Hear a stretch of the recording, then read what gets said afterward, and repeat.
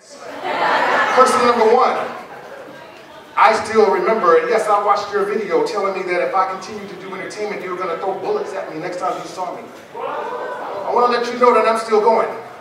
You see, God gave me a gift, and when I was young, I did speech therapy. Mama told me I would never be able to talk like this, and don't forget to mention, while you're mentioning how bad of a person I am and how bad of a business I run, don't forget to mention that we won Promoter of the Year just last year.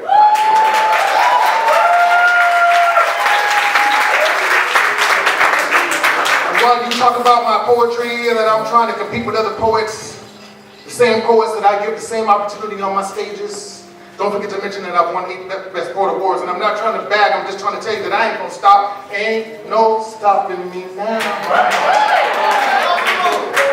And to the sister who called me narcissist, I didn't even know what narcissist meant until you mentioned it to me. I had to Google it to see what the meaning was. You called me narcissist, I'm trying to figure out how can you call me narcissist, and how did you know the meaning of the term so well? Like, are you steady? Are you a psychologist? How do you know what a narcissist is? Maybe people told you you are a narcissist and you're trying to use me as a term. So to the sister who said I'm a narcissist, I just want to let you know, it takes one to know one. When a crackhead walks in the room, he automatically identifies all the other crackheads.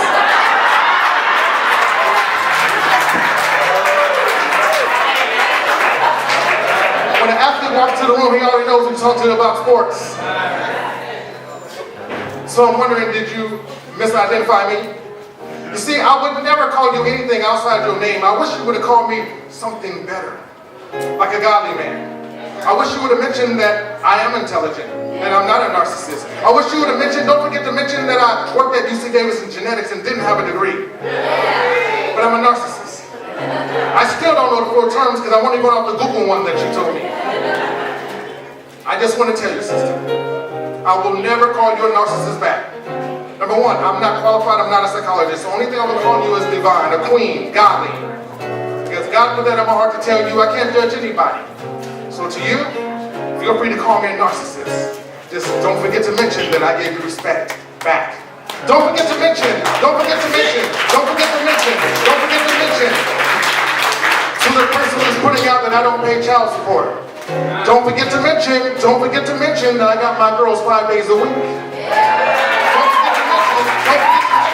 Don't forget to mention that I take care of my kids. Don't forget to mention that I invest money into my kids way more than you can ever imagine. And last but not least, I don't want to miss anyone. So, the last person who said on Facebook that I'm a bad dad, that my kids don't like me, who cling to me, and don't forget to mention that I won 2 Father of the Year awards. I mean, you can talk about me. Don't forget to mention the good things. Somebody went on Facebook and wrote a comment because I prayed in my church. Don't forget to mention that you should be probably praying if I'm doing something wrong. Don't forget to mention that you don't pray in church. You don't pray at all. You don't know how to pray. And if you should shut up and pray over the comments that you made. Don't forget to mention that I go to church and I'm a Christian. Don't forget to mention that I love God. And don't forget to mention any man in church praising God is a wonderful thing. Don't forget to mention. Don't forget to mention. Don't forget to mention the good things but the bad things. Don't forget to mention the good things but the bad things. Don't forget to mention. Don't forget to mention. Don't forget to mention the wonderful things I did for you. Don't forget to mention. Don't forget to mention that I'm a child of God. Don't forget to mention. Don't forget to mention. Don't forget to mention that you putting stuff on the internet that my daughters will see. How cool is that? But they won't be able to look up to their father. Don't forget to mention that I have daughters that look up to me. Don't forget to mention that I'm trying to do the best walk I can. Don't forget to mention that we all sin. Don't forget to mention that you sin too. Don't forget to mention. Don't forget to mention. Don't forget to mention that I'm praying for you. Don't forget to mention that I'm praying for you. Don't forget to mention that I'm praying for you. Thank you.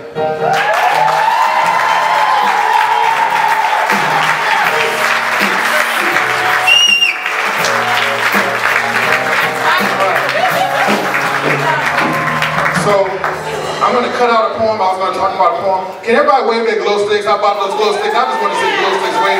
Forget the photographers, the videographers. Look at all these. This is the fun part. You guys can wave the glow sticks for the last 2 poems. Terry Freeman Moore on Facebook.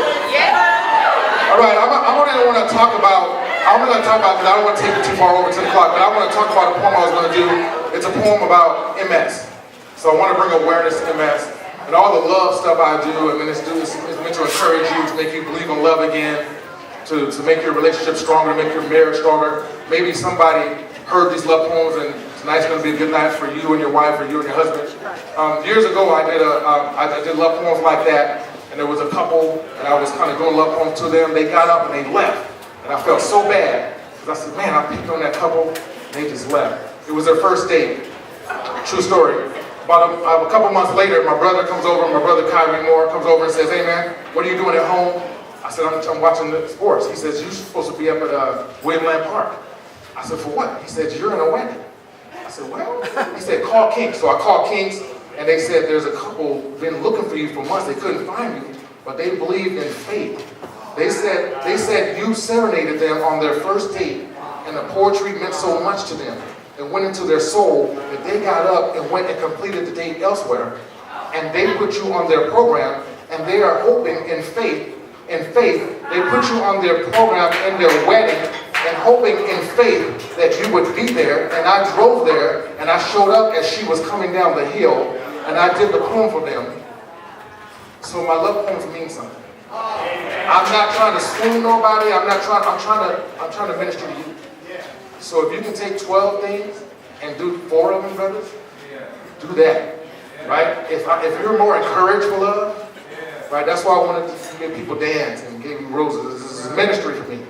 And I want you to know that from my heart, it's a ministry to me, right? Even that last poem, I did that poem. I've been taking stuff in. A lot of stuff has happened to me, right? However, I want to share with you because a lot of stuff may be happening to you. So I want you to tell people, don't forget to mention all the wonderful things about me. Don't forget to mention I'm an incredible mom. Don't forget to mention I'm a single mom of 4 and I'm making it happen. Don't forget to mention that my kids are dressed and blessed. Don't forget to mention, right? Tell yourself that. So, right on. So the MS poem is about a girl I dated years ago, and you know, the poem basically we agreed to be nothing. We agreed to be something that was nothing but everything to each other. You can understand that. We were nothing that was something, and everything to each other. Anyway, we dated for a while, and we, you know, sorry Bishop, but we were intimate.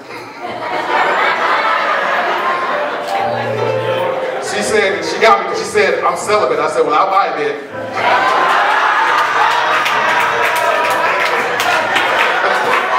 So, but after a while, she went to the gym one day. She came back and she called me and she said, I lost sight in one eye, right? And petty me, I was thinking, man, I sucked it to her, right? She went blind, right? So she said, I thought I was the man. I was like, man, I'm making those go blind, boy. I went and looked in the mirror. I was like, I put it down. I said, I got to get a disclaimer. And that's when I go with, hey, be careful, boy. I got to, you know, I said, if you take this medicine, you'll have side effects. You have side effect, blindness is one. But I didn't take it serious. Then I selfishly started thinking, man, this girl, she can't see her way to get over my house now. But then the next day, she lost sight in the other eye, right? And then she lost her power in her left side of her body. And I was trying to make a decision. Do I stay a boy and just use her, or do I become a man? So I became a man. I told her, we continue to talk to you. And she called me one day and said, go talk to somebody else. I'm no good anymore. Called her every day to the point where she couldn't talk back. She was almost all gone. She couldn't talk back. Her mom would just put the phone up to her, but I stayed with her. I kept talking to her every single day. One day her mom said she couldn't come to the phone, and then after that, I could never get through. I don't know what happened. Her number changed. She had moved to San Jose, and then I was in Rayleigh's one day, and her friend came up to me and said, did you hear what happened to Michelle? And I said, no, I don't want to hear it. But Facebook, I saw her profile roll around, and all the people that said RIP. And so I just wanted to say, sometimes when you're just messing around, you really got to make a decision. Are you messing around or do you really love the person? So I realized that I really loved her. And I learned a lot about MS. And I didn't run. So I just wanted to say that some of you are dating someone who may have diabetic, MS, whatever. It's a serious thing. They might not even tell you in full because they don't want you to run. They want love. They want to feel normal. They want to feel like somebody cares. If they don't want everybody to run away. So just take that into consideration. I didn't do it one point, it's a long one, but I just wanted, it brought awareness to me. It made me a better man. And I think about it all the time, right? And so the other poem I'm not going to do is a DNA test. But basically it talks about, I have a good friend who doctored up his DNA test. I hope he's not here. But he doctored up his DNA. So here's my point. You can take a DNA test, and I'm bringing awareness to men. I'm trying to lift up men. Some shows people do all this stuff for the ladies. I'm trying to lift up the men in the audience. This guy took a DNA test, and he doctored it up. So my point is, if some men take a DNA test, they are the father, but they're not there. Brandon, you're doing a play, I'm going to read about them. They're not there. Right? The DNA test means nothing. And then there's some men who take a DNA test. Somebody just told me 2 days ago, I don't think I'm the father. They're not the father, but they stay the father. Right? So what's important is that little boy, when he hits a home run and he runs on first base, second base, third base, and he slides home and he feels all alone. Because his daddy ain't there to give him a high five and keep his spirit alive. With that little girl doing ballet, she's just twisting and twirling, she's doing ballet. But his daddy ain't there to come give her a hug and say, baby, you did a good job. Baby, I'm proud of you. So there's kids out there like that. So dads, we have to be there, right? No matter what the mom does, no matter what she says, we have to be there. Because those kids are growing up and their hearts are hurting, right? So that DNA test is to men saying, you know what, the DNA test doesn't matter. Either way, just be there. So I'm gonna go ahead and do my last poem. I'm gonna do a poem and then I'm gonna do a spiritual poem. So I'm gonna do a love poem to lighten it up because everything got kind of heavy. So I'm gonna bring Deanna Clark out to do this poem with me. And then I'm gonna do something that you're gonna like that's gonna sow into all of you. This is the last regular poem. Let's put your hands together for LSB.